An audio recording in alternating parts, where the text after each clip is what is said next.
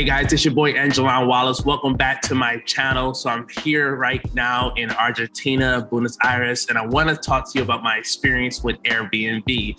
It has been extremely difficult with housing since I've been in Argentina, and I just wanted to educate people and help people out who are looking to come abroad. I did get scammed when I first got here my first week with Airbnb, as I just found out and discovered that Airbnb is not so popular in Argentina. A lot of people don't use Airbnb, and there are a few other platforms that people use to look for housing. You know, some platforms are Facebook groups. There are like housing Facebook groups. There are also WhatsApp housing groups as well that you can be a part of.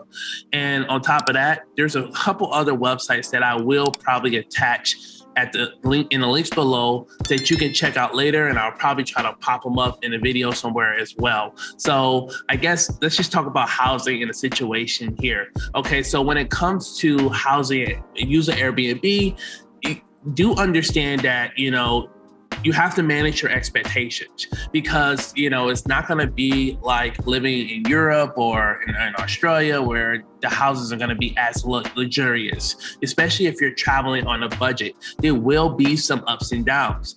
But in a situation like this, I rented an Airbnb, and when I arrived, the whole apartment was going through construction. I could not even live there because, you know, it just was unlivable. And actually, you know, when I complained to Airbnb, my host, you know, so when I went to the apartment had construction paper and plastic all over the floors. And when I went to the apartment, I took a video, and then my host called Airbnb and said I was lying and said I was in the wrong building. This is a true story. They went back to the apartment complex and took down all the construction papers and took pictures and said, you know, I was in the wrong building. So they were saying I was lying.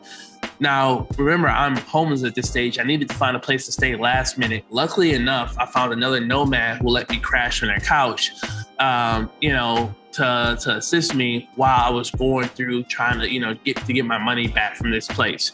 So I guess, you know, it was really bad. You know, the apartment, also the shower wasn't even a shower. It was just rock and, you know, a shower handle. It was very disgusting. It felt like I was in prison. And like I said, the apartment was going through straight up construction, and it's been a lot of ups and downs. I've had a few other Airbnbs where the lights didn't work. I had somebody walk into my apartment while I was there without my permission. So I had a few different, you know, ups and downs, okay? I can't say that.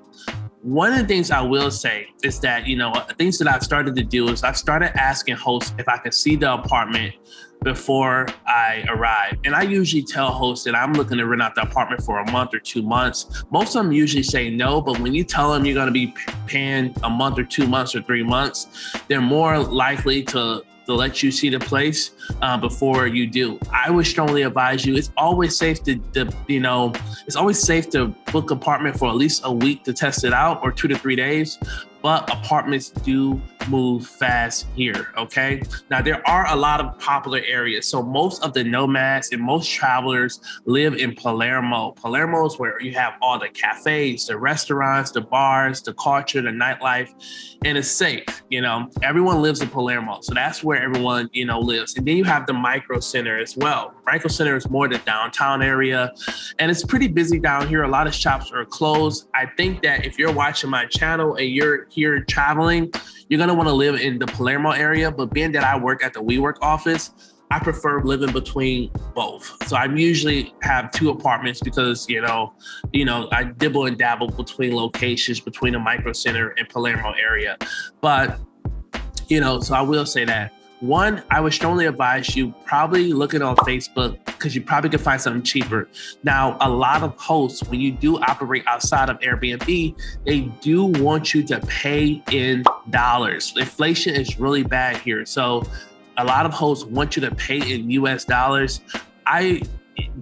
For me, I think it's just a challenge. Unless you're gonna bring $5,000 or $10,000 with you, just be mindful. If you are coming over here and you're looking for a cheaper place, and you're paying in dollars, you know, cool. You can find some good houses between the $400 and $500, but if you make friends, I know a lot of locals who are only paying 30,000 pesos to 50,000 pesos a month. That's almost $150, $200 for rent. So I would strongly encourage you as well to build your network, because you can live really cheap in Argentina depending on your expectations. For me, the thing of what I noticed about a lot of nomads, a lot of travelers, no one's never at home. So it doesn't make sense to be spending $1,000 or $500 to live in a luxury place when you're out in a city and you're exploring the city so much, or you're working every day. I literally go home and sleep, and then I go straight to work. So I don't really see that much. And then it's Argentina, like I said. The apartments, it's ups and downs, and it's a challenge when it comes to housing in this country. So one rule of thumb, one of the things I always do when I'm looking at an Airbnb, I always check the host's other listings. I try to understand the other reviews with their other apartments. And I've seen hosts who had similar, reviews where scam, apartment doesn't look like the photos, or this is not the apartment I signed up for. So if you're looking at an apartment and you see another one of their listings and someone is giving it a bad review about it's not looking like the apartment, 9 times out of 10, it's a strong red flag, and you probably do not want to go stay in that Airbnb.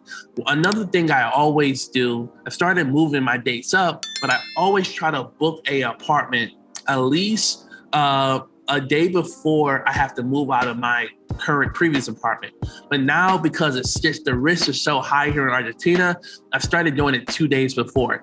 So if I'm moving out on the 25th, I usually try to move into my apartment on the 23rd to check it out. And if I don't like it, it gives me time to at least try to find another location or another area and go from there, okay? So you just want to play it safe and always just have a backup plan. Another reason is, I have a WeWork asset. So all the WeWorks in Argentina are 24 hours. So in a bad situation or a last minute situation, I technically could come to WeWork to, chill out here or relax here until I find another place as well. So I do like that security on the other end.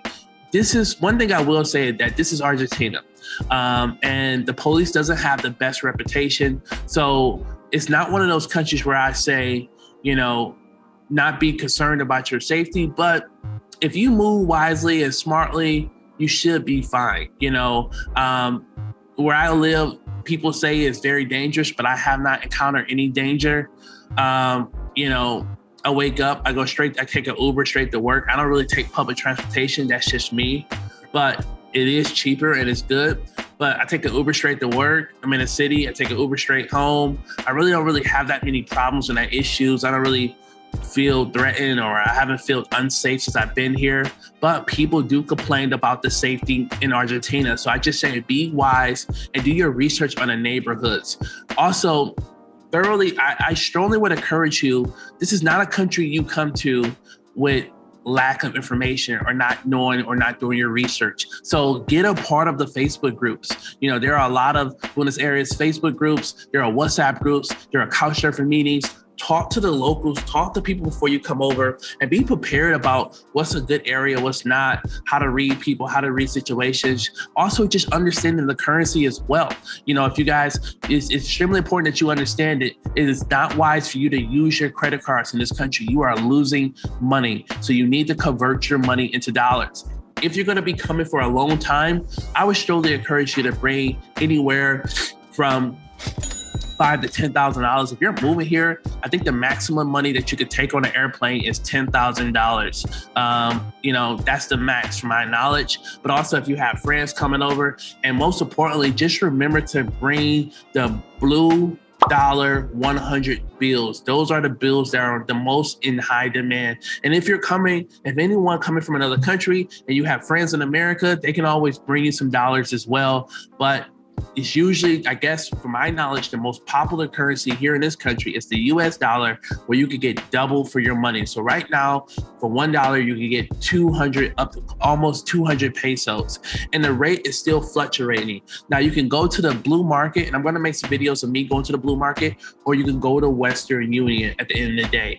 Now, just remember, if you do use a website outside of Airbnb, they may want you to pay in dollars, but everything is negotiable at the end of the day, and I don't think people are in a situation where they're going to turn down money at the end of the day. So if you tell them, hey, I can only pay in pesos, take it or leave it, I'm pretty positive they probably will take it 9 times out of 10. You just need to, be aware and be ready for that situation. Okay. Going back to the housing situation and, checking your Airbnb hosts, check their reviews, click on the people who are writing the reviews as well. Sometimes the people who write the reviews only have one review. I mean, a lot of them are sometimes paid reviews or their friends, asking for reviews, but it's always best to make sure you check out an Airbnb that has good reviews, because 9 times out of 10, it's going to let you know. A lot of Airbnbs in Argentina have a lot of reviews under the 4.5, 4.4, which is very, this is my first time encountering this. I've never been to a country that had reviews that low. So it's kind of hard to really judge what's legit or what's real or what's going to be decent at the end of the day. But I'm thinking anywhere from the 4.7 to 5, and I think it still would be a good, decent Airbnb. You just need a place to sleep at the end of the day. Sleep, AC, and potentially heat. It is starting to get cold, as it will be wintertime in May. So I just want to let you know that if you are coming over here, it will get cold. But you want to check out an Airbnb with good reviews. You want to make sure, and one of the things I like to do, I like to look at the location on Google Maps as well. I want to try to see if I can find an apartment. I'm looking at the reviews. I'm looking at the dates. Things do book up fast here as well. If you are someone who doesn't like to hop around, it's better. I strongly would advise you to try to rent out an apartment for at least a month or 2 months, depending on how long you're going to stay, when you are coming to Argentina. All right.